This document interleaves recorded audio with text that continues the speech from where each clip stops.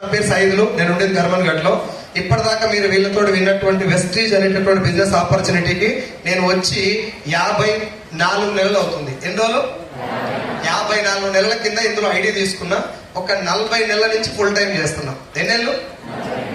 50,000 ఉద్యోగాన్ని ఈ వెస్టీజ్ లో 13,000 వచ్చినప్పుడే రిజైన్ చేసి ఫుల్ టైం వర్క్ చేస్తున్నా ఇప్పుడు వెస్టీజ్ లో. సో ఈ 40 నెలల నుంచి నేను తీసుకున్న టోటల్ ఇన్కమ్ ఎంత వెస్టీజ్ ద్వారా అంటే 1,10,00,000, 1,10,00,000. అండ్ ఇప్పుడు పర్ మంత్ 5 lakhs తీసుకుంటాం, నెలకు 5 లక్షలు. నేను తీసుకున్న హైయెస్ట్ ఇన్కమ్ 6,56,000, నెలకు 5 లక్షలు వస్తున్నాయి. 50,000 ఉద్యోగాన్ని 13,000 వచ్చినప్పుడు వదిలేసినప్పుడు జనాలు తిట్టుంటారా, మెచ్చుకుని ఉంటారా? జనాల సంగతి దేవుడు నా పిల్లలు కూడా తిట్టింది కదా. నా దోస్తులు ఉన్నారు ఊళ్ళే 40 మంది ఉంటారు. అంత బేకార్ కాలే. వాళ్ళు బేకార్ కాలని నీకైతే సార్ అంటే వాళ్ళకి లీడర్ నేనే ఒకప్పుడు. నేను వాళ్ళు ఇప్పటికి ఏమనుకున్నా అంటే మీటింగ్ రారా అంటే నా గురించి తెలుసు కదా, వాళ్ళంతా చిచ్చోళ్ళు బ్యాచ్ వాళ్ళు అట్లే ట్రీట్ చేస్తున్నారు. ఇంకా మీటింగ్కి వచ్చి ఏం చేయాలరా సబ్బెట్టట్టు చూసుకోవాలో చెప్తారు మీరు అట్లా. ఏ మాటలు 2 ఏళ్ళ సార్ అయ్యే మాట్లాడుతున్నాడు. నేను ఊళ్ళో పోయినప్పుడల్లా గన్ని సంపాదిస్తున్నా దావతేవారా దాన్నే ఉన్నాడు. బీర్ కాడ, చికెన్ కాడ అన్ని నెలకు 5 లక్షలు వస్తున్నాయి అంటే వస్తూ వచ్చిన వాళ్ళు ఒక్కనాడు కూడా చెప్పొద్దు. ఏ లాభం వచ్చి మా సొంతం చెల్లెకి పోయి ప్లాన్ చెప్పిన ఈ బిజినెస్ ప్లాన్ నాకు అర్థమైనప్పుడు. మా సొంతం చెల్లెకి పోయి అర్ధగంట చెప్తే సరే బాగానే ఉంది కానీ చికెన్ తింటావా కొట్టు చెప్పారు అని అడిగి ఏదో ఒకటి అలవాటు తింటా అని చెప్పి బయటకు వచ్చేసి మా చెల్లెని ఇష్టపెట్టి పని చేస్తే ఒక 500 మంది చెల్లెలు వచ్చింది వెస్టర్న్. మా చెల్లె ఇప్పుడు వచ్చింది, నెలకు 40,000 తీసుకుంటుంది. మా చెల్లె మా బావ ఇద్దరు కలిసి పని చేస్తారు. నెలకు ఎంత? అన్నకెంత? నేనేమన్నాను ఇప్పుడు మా చెల్లెని బాగా నెలలా అంటారా సార్? అట్లా ఈ చెల్లెలు ఏమన్నా నా చెల్లి ఉంటే బాగుంది అనిపిస్తలేదు. మా నాన్న ఈ మాట జాగ్రత్తగా సార్, నాకు మంచి మహానుభావుడు చెప్పిన మాట నేను మీకు ట్రాన్స్ఫర్ చేస్తున్నా, సొంతంది కాదు. మా నాయన నాకు ఏది ఉందో అది ఇచ్చిండు. మా నాయన నాకు ఏది ఉందో అది ఇచ్చిండు. నేను నా కొడుకుకు ఏం కావాలో అది ఇయ్య. అర్థం కాలే? అయినట్టు ఇది అర్థమైపాడు కాదు. ఇట్లా అంటే అర్థమైంది. అది కాళ్ళ కింద వేసి తొక్కిద్దరు దావబట్టే ఇట్లా అంటే కథ నాకు అర్థమవుతుంది. మనకు వేసావులో పనికి వచ్చే అర్థం కావు, చాలా టైం పడుతుంది. డైరెక్ట్ గా బిజినెస్ లోకి వెళ్తున్నా. నేను బిజినెస్ లోకి వచ్చి 13,000 వచ్చినప్పుడు 50,000 ఉద్యోగం వదిలేసిన. 40 నెలల నుంచి ఇప్పటి వరకు నేను వెస్టీజ్ ద్వారా తీసుకున్న ఇన్కమ్ కూడా మీకు చెప్పిన. నా టీంలో ఒక 16 మంది 1,00,000 పైన తీసుకుంటారు.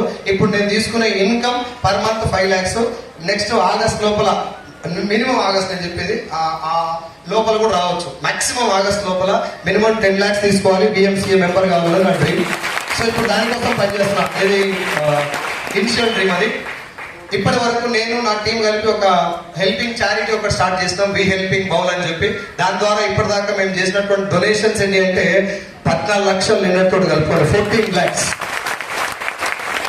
నిన్ననే మా టీమ్ మేట్ ఒక మేడం హాస్పిటల్లో పడితే ఎమర్జెన్సీగా వాళ్ళకు ఒక 1 lakh రూపీస్ అవసరం అయితే నా టీం ఇచ్చినటువంటి అమౌంట్ లో నుంచి ఇవ్వడం జరిగింది. సో నేను ఈ విషయం మీకు ఎందుకు చెప్తున్నా అంటే Vestige is not only business. ఇది ఒక బిజినెస్ మాత్రమే కాదు, నువ్వు ఏమనుకుంటే అది చేసి దీని ద్వారా జనాలకు మంచి చేయాలని ఉందా లేదు సార్? మనకు సహాయం చేయాలని ఉందా లేదా? సహాయం చేస్తానికి ఏం కావాలి? మనం చేయే తూటిపోయింది. ఇక మనకే లేవు, సాయం గెలిస్తాం. ఈడ గెలిస్తే చేయొచ్చా లేదా? ఫస్ట్ మన ఫ్యామిలీ, తర్వాత సమాజం. Yes or no? ముందు మన భార్యకి, మన అమ్మకి, నాన్నకి, మన కడుపులో ఉన్న పిల్లలకి మంచి లైఫ్ ఇచ్చిన తర్వాత ఎస్ మా నాన్న మంచిగా చూసుకోవడానికి నీకు అనిపించిన తర్వాత సమాజానికి ఒక 10 రూపాయలు డొనేట్ చేయి. నీ కొడుకు 1,00,000 రూపాయలు ఇచ్చిన వాడు గుర్తుపెట్టుకోవచ్చు, అది నీ బాధ్యత. కానీ అవతల వాడికి 10 రూపాయలు టికెట్ కొట్టిస్తే వాడు చచ్చిపోయిందని గుర్తుపెట్టుకోడు, బస్ టికెట్ కొనిచ్చినా కూడా. కాబట్టి సమాజానికి ఎంతో కొంత చేయాలని స్ఫూర్తి మా MSR గారి ద్వారా మేము తీసుకొని ఇప్పుడు ఇక్కడ కూర్చున్న టీం అందరిలో MSR అసోసియేషన్ టోటల్ టీం ఇది. సో సార్ మాటల్లో నేను బాగా పట్టుకున్నటువంటి ఈ సోషల్ సర్వీస్ సంబంధించిన విషయం ఏంటంటే బలవంతుడు ఎప్పుడు బలహీనుడికి అండగా ఉండాలి. నువ్వు నిజంగా బలవంతుడు అయితే బలహీనుడికి ఏమైనా చేయి. నీకు 2 కాళ్ళు ఉన్నాయా? కాళ్ళు లేను ఎత్తుకపో. నీకు 2 చేతులు బలంగా ఉన్నాయా? 2 చేతులు లేను కన్నం తినబెట్టు. నీ దగ్గర ఒక 1,00,000 రూపాయలు ఉన్నాయా? నీకు చేతనైనంత, నీకు కావాల్సినంత యూజ్ చేసుకుని అవసరం అయితే పక్కన నుండి సాయం చేస్తే ఆ 1,00,000 రూపాయలకు అర్థం. Yes or no? అర్థమైనటువంటి విషయం. నేను నా టీం కలిపి ఇప్పటి వరకు చేసినటువంటి డొనేషన్స్ 14 lakhs. 14 లక్షలు డొనేట్ చేయాలని ఎంత సంపాదించాలి? 14 లక్షలు సంపాదించడానికి ఎంత టైం పడుతుంది? మేము డొనేట్ చేయగలిగినంటే బిజినెస్ గొప్పదా కదా? జస్ట్ ఆ బిజినెస్ మీకు చిన్నగా షార్ట్ కట్ లో చెప్పడానికి ట్రై చేస్తాను నేను. డైరెక్ట్ సెల్లింగ్ అనేది ఒరిజినల్ బిజినెస్. ఏంటి సార్? అమ్మ జాగ్రత్తగా కొంచెం లెంత్ తీసుకోవాలంటే సార్ వచ్చింది కాబట్టి కొంచెం షార్ట్ లో చెప్తాను, క్లియర్ అర్థం చేసుకోండి. డైరెక్ట్ సెల్లింగ్ అనేది ఒరిజినల్ పేరు. దీంట్లో చైన్ సిస్టమ్ వేరు, మనీ సర్క్యులేషన్ స్కీమ్ వేరు.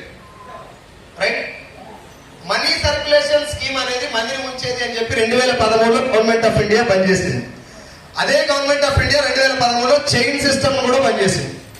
ఇప్పుడు మీరు ఒక మాట చెప్పండి, నేను ఒక వ్యక్తిని జాయిన్ చేసి నువ్వు 10,000 కట్టు, ఇంకో ఇద్దరితో కట్టి అని చెప్పిన. నేను ఏమన్నా చెప్పిన, అయ్యో కథలు నాకు కథలని చెప్పిన, మంచి భూమి మీద ఉన్నటువంటి అరచేతిలో వైకుంఠం అంటారు కదా, అట్లా చూపెట్టి 10,000 కట్టించిన. 10,000 కట్టిన వ్యక్తి రిస్క్ లో ఉన్నట్ట, కట్టించుకున్న రిస్క్ లో ఉన్నట్ట? కట్టిన రిస్క్ లో ఉన్నాడు. ఆయన మీటింగ్ వచ్చి ఏమైపోయిందంటే మొత్తం ఆగమాగం, లోపల నరాలు మొత్తం దిగిపోయి ఊళ్ళకి పోయి ఇద్దరు కట్టించింది. ఒకవేళ కట్టిస్తే ఈయన కట్టిన 10,000 ఈయనకు వస్తాయి, కట్టేయకపోతే ఆ 10,000 పోయిందా? పోయినాయి. ఇప్పుడు ఆ 10,000 కట్టిన వ్యక్తి మోసపోయినట్ట లేదా? పోయినట్ట లేదా? ఇప్పుడు ఒకవేళ ఇద్దరిని కట్టించిండు, 10,000 ఈయన కట్టిండు, ఇద్దరిని కట్టించిండు, ఈయన 10,000 ఈయనకు వచ్చినాయి. వాళ్ళిద్దరు ఏం చేస్తే వాళ్ళ సేఫ్ అవుతారు? మళ్ళీ సేవ ఇద్దరిని కట్టాలి. ఇక్కడ ప్రొడక్ట్ లేదు, ఇన్ఫర్మేషన్ లేదు, రిటర్న్ పాలసీ లేదు, హెల్త్ లేదు, ఏం లేదు. నువ్వు మునగాలే, ఇంకో ఇద్దరిని. పైసలు వస్తాయి రావాల? వస్తాయి. ఎంతమందికి వస్తాయి? మీరు 2-3 చూపించి ఊరు మొత్తం కొరుకుతాం. మీరు చెప్పండి నాకు, 10,000 కడితేనే మోసపోతామా, ₹1 కట్టినా మోసపోతామా? ₹1 కట్టినా మోసపోతాం. రీజన్ ఏంటిదంటే, సార్ ₹1 కట్టడం ఈజీయా కష్టం? చాలా ఈజీ, ఏమన్నా చెప్పొచ్చు. ఇప్పుడు నేను మేడం దగ్గరికి పోయి ₹1 కట్టరా అని అడిగా, రూపాయలు ఏం లేదు అన్నా అనుకో, ఏందమ్మా నువ్వు టీచర్ అమ్మ లేకున్నావు, ₹1 లేదు నీ దగ్గర అని అనుకో, ఏదో శరీరానికి సాగు పోరా అని చెప్పి మొక్క మీద కూడా కొడతాం. అంటే అంత ఈజీ ₹1 కట్టేయడం. అట్లా ₹1 కోటి మందితో కట్టిస్తే అయితే 10 కోట్ల మందితో కట్టిస్తే 10 కోట్ల రూపాయలు ఇప్పుడు నా అకౌంట్ లో పడ్డాయి. నేను కంపెనీ ఎత్తేసిన, నాకు లాసా లాభం? మాట్లాడరా? నేను తెల్లారి కంపెనీ ఎత్తేసిన, నాకు లాసా లాభమా? లాభం. ఎన్ని కోట్లు? 10 కోట్ల రూపాయలు నాకు లాభం. కట్టడానికి ఎంత లాసు? ₹1 లాస్ అయిన కూడా కొట్టుకుంటాడా? ఇట్లా కొత్తపేట పోలీస్ స్టేషన్ పోయి కేసు పెడతారా? ఒకవేళ కేసు పెట్టాలంటే రాసి చేయాలి. ఆ రాయాల్సినటువంటి పెన్నుకు ₹5, పేపర్కు ₹2. పోయింది ఎంత?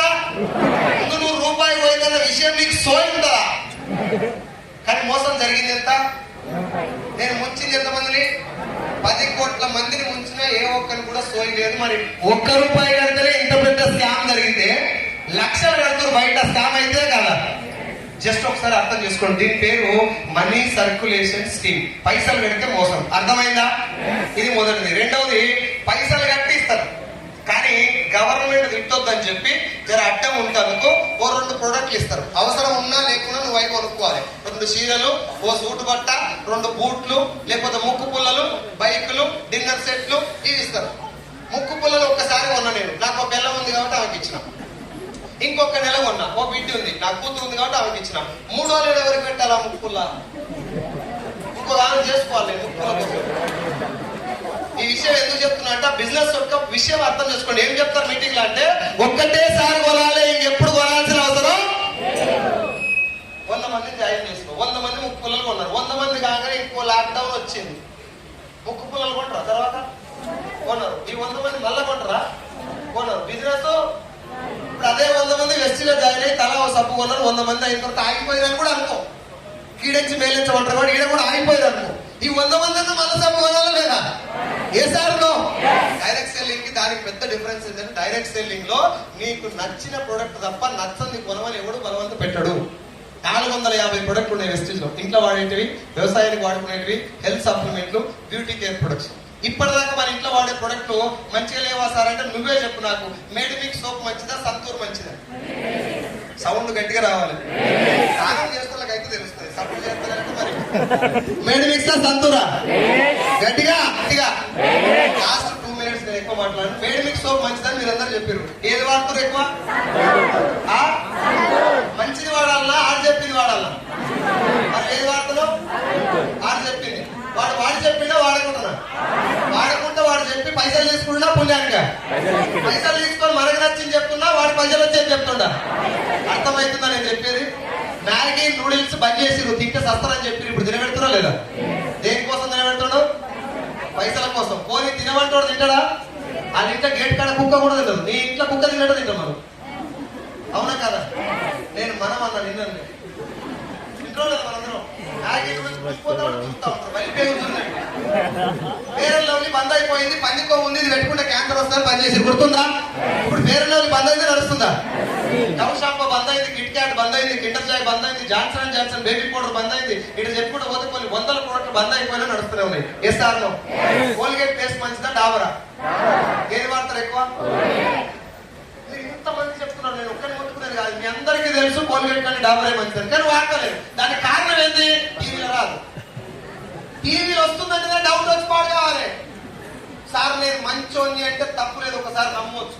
అమ్మో తోడు సార్ నేను దండం పెడతాను, నేను ఎవరిని ముంచలే, నన్ను నమ్ము దయచేసి అంటే డౌట్ రావాలి. కొడుకు ఏమన్నా ముంచొచ్చు అనుకో బదిలీ. అవునా కదా? బిజినెస్ లో ప్రొడక్ట్ లో విషయం లేనప్పుడు పబ్లిసిటీ పీక్ లో ఉంటది. డైరెక్ట్ సెల్లింగ్ మెసేజ్ లో ఏంటి? ప్రొడక్ట్ వాడేది ఎవరు, చెప్పేది ఎవరు? వాడినోడు చెప్పాలా, వాడినోడు చెప్పాలా డబ్బులు?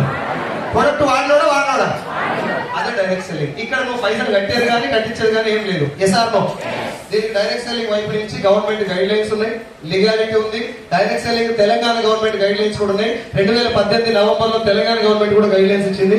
రీసెంట్ సెప్టెంబర్ 13 తారీఖు కూడా తెలంగాణ గవర్నమెంట్ వైపు నుంచి డైరెక్ట్ సెల్లింగ్ కంట్రీలో మీటింగ్ జరిగింది. ఇండియన్ గవర్నమెంట్ యొక్క గైడ్ లైన్స్ ఉన్నాయి. Everything is Pakka.